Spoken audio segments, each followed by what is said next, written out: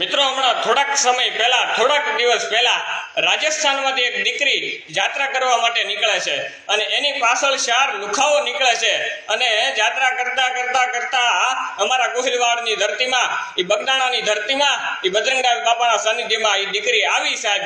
અને ઓલા લુખા છે એ ઠેઠ રાજસ્થાનથી એની પાછળ છેઠ બગદાણા સુધી આવી ગયા અને એ દીકરીને ખબર પડી કે કોઈ મારો પીછો કરે છે અને કદાચ ન બનવાનું બને.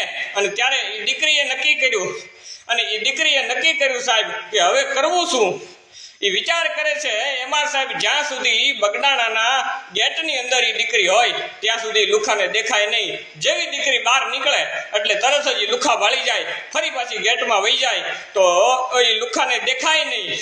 અને આવું 3 દિવસ સુધી બન્યું અને 3 દિવસ પછી હિંમત કરી અને એ દીકરીએ બગદાણા ટ્રસ્ટીની ઓફિસમાં વાત કરી કે આ 4 લોકો છે એ કોણ છે એ મને ખબર નથી, ક્યાંથી આવે છે એ મને ખબર નથી, ને મારી આજે શું વાંધો છે એ મને ખબર નથી. પણ ઘટના એવી છે કે એ લોકો મારો પીછો કરે છે અને કદાચ ન કરવાનું કરે તો મારે કાંઈ એની હારે વાંધો નથી, હું ઓળખતી નથી, તો તમે મારી મદદ કરો. અને ત્યારે એ 4 લોકોને એ ટ્રસ્ટીએ પકડી અને પોલીસને હવાલે કરી દીધા. સાહેબ આવી ધરતી, આવી વાતો સાહેબ, આવા પ્રસંગો આજની તારીખે સાહેબ આ હળાહળ કળિયુગ